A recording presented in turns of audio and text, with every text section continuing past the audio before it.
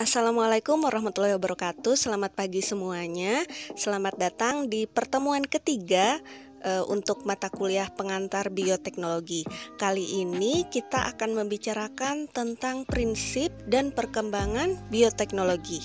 Mohon simak baik-baik ya, karena di akhir perkuliahan ini akan ada kuis lagi.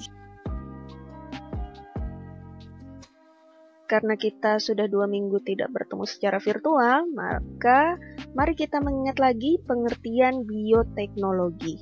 Bioteknologi adalah memanipulasi organisme hidup maupun bahan organik dengan menggunakan metode ilmiah dalam tujuan untuk memenuhi kebutuhan manusia.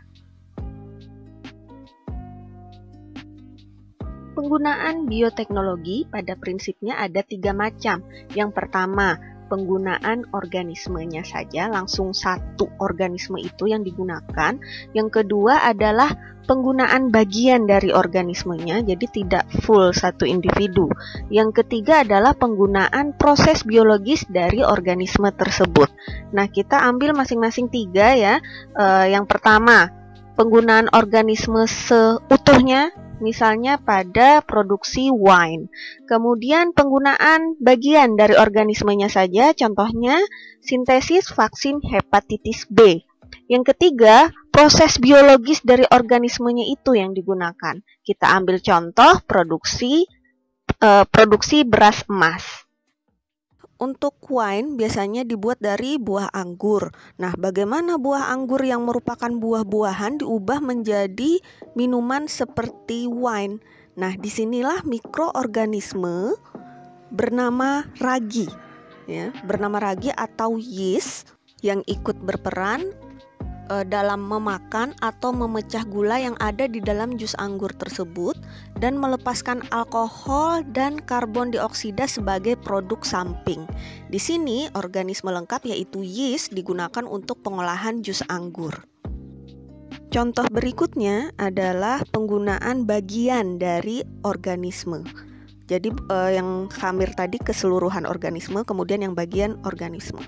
Nah, kita akan membahas di bidang kesehatan. Nah, kemunculan bioteknologi menjadi keuntungan bagi industri medis, mulai dari vaksin hingga terapi gen yang telah meningkatkan standar hidup sehat sekarang ini. Sekarang, mari kita ambil vaksin hepatitis B sebagai contoh. Vaksin ini memiliki versi rekombinan. Sebelumnya, vaksin hepatitis B dikembangkan dari darah manusia yang sudah menderita hepatitis B. Tetapi ini sangat menyakitkan bagi pasien tersebut karena jumlah darah yang dibutuhkan karena produksi vaksin terlalu tinggi.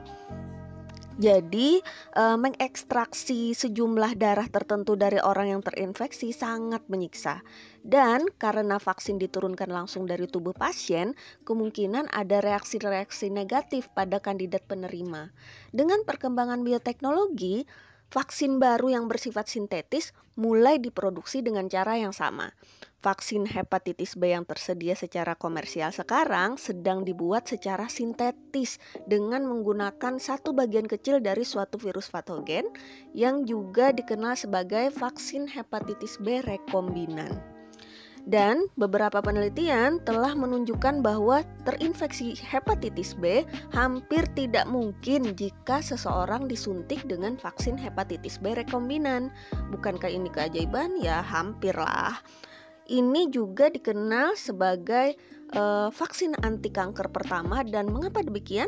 Karena terbukti bahwa vaksin tersebut membantu mengurangi kemungkinan terkena kanker hati.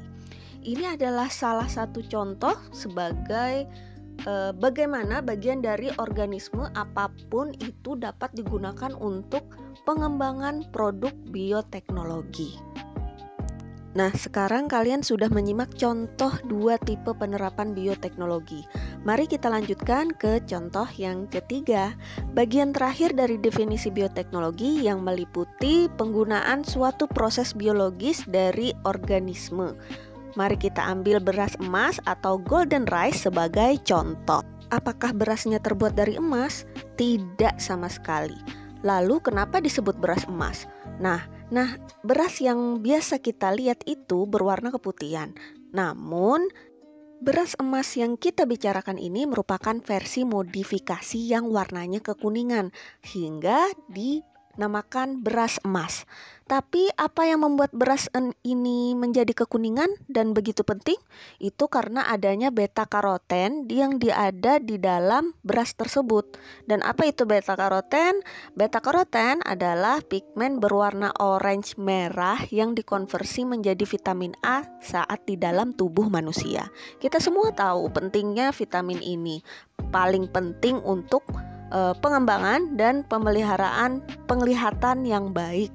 Nah, kekurangan vitamin A dapat menyebabkan masalah terkait penglihatan dan malnutrisi lainnya. Adakah ide mengapa hanya beras yang dipilih untuk dimodifikasi ini? Hal itu ternyata karena makanan pokok sebagian besar penduduk di daerah-daerah yang mengalami defisiensi vitamin A adalah beras. Sehingga untuk meminimalisir kekurangan tersebut dikembangkanlah varietas beras ini. Modifikasi beras dilakukan dengan memanfaatkan proses biologis sehingga menjadi contoh klasik pencapaian bioteknologi. Beras ini termasuk dalam kategori organisme hasil rekayasa genetika yang disingkat dengan GMO atau Genetically Modified Organism. Dengan mengetahui 3 prinsip penggunaan bioteknologi tadi, saya jadi berpikir, kenapa kita perlu bioteknologi? Apa asal mulanya? Seperti yang kita semua sadari, kebanyakan spesies memiliki variasi yang berlimpah. Foto biji-biji kacang di slide ini adalah salah satu contoh ilustrasi tentang variasi fenotip di alam atau variasi genotip dan fenotip ya. Kalian tidak hanya dapat melihat banyak warna berbeda, tetapi juga banyak pola berbeda. Sejumlah besar gen yang saling berinteraksilah yang bertanggung jawab atas variasi ini. Tetapi manusia selalu ingin memimpikan kegunaan baru dari suatu organisme. Mimpi ini seringkali melibatkan dengan membuat suatu spesies untuk melakukan sesuatu yang biasanya tidak dilakukannya. Misalnya, saya mau semangka tanpa biji, saya mau benih yang tumbuh sepanjang tahun tanpa pandang musim, saya mau bikin tomat raksasa. Jadi apa kesimpulannya? Jadi bioteknologi melibatkan penambahan sifat-sifat baru yang sebelumnya tidak ada pada suatu spesies sehingga dihasilkan suatu produk untuk kebutuhan manusia. Apa yang mengontrol variasi fenotip di alam ini? Yaitu perbedaan alel pada gen-gen yang mengontrol sifat tertentu. Kalian sudah tahulah gen itu kan faktor penentu sifat keturunan atau bagian DNA yang mengontrol ekspresi suatu sifat. Alel merupakan bentuk-bentuk alternatif dari suatu gen. 2 dari contoh paling dramatis dari impian manusia untuk meningkatkan kegunaan tumbuhan bisa dilihat pada 2 gambar di slide ini. Pada gambar pisang, tujuannya merekayasanya secara genetik adalah untuk mengekspresikan vaksin dalam buah ini sehingga orang yang memakannya akan menerima vaksin dan menjadi kebal terhadap penyakit tersebut. Foto beras mengilustrasikan penemuan terbaru yang disebut dengan beras emas seperti contoh sebelumnya. Jenis beras ini telah direkayasa untuk mengekspresikan enzim yang dibutuhkan untuk menghasilkan vitamin A yang normalnya tidak ada pada spesies ini. Tujuannya adalah untuk menjadikan beras ini sebagai produk makanan yang akan meningkatkan gizi dan kesehatan bagi mereka yang memakannya. Terdapat 3 target atau goal utama dalam bioteknologi. Yang pertama, menghasilkan produk tradisional dengan cara baru yang cerdas. Sebagai contoh, meningkatkan produktivitas tanaman, produksi daging dan susu. Kemudian bakteri yang memproduksi insulin untuk pengobatan diabetes. Contoh yang ketiga, bakteri yang dimodifikasi yang mengeluarkan enzim untuk membantu melarutkan tumpahan minyak di habitat laut. Target kedua adalah menghasilkan produk baru seperti obat-obatan dan protein yang sebelumnya tidak ada. Sebagai contoh, tes diagnostik untuk mengidentifikasi gen penyakit yang diturunkan seperti cystic fibrosis dan Huntington disease. Kemudian tes forensik untuk DNA dan cairan tubuh. Kemudian goal ketiga adalah modifikasi genetika untuk menghasilkan organisme dengan ciri-ciri rekombinan baru. Sebagai contoh, tanaman yang tahan terhadap penyakit dan parasit, kemudian mengganti gen yang rusak pada tumbuhan, hewan, ataupun manusia, pembuahan in vitro dan cloning, kemudian pengawitan spesies dengan membekukan gamet ataupun embrio, ataupun menghidupkan kembali spesies yang telah punah menggunakan teknik cloning. Nah, sampai sini bisa dipahami. Jika ada pertanyaan, silahkan disampaikan di kolom komentar di Google Classroom ya. Kita lanjut sesi diskusi kedua.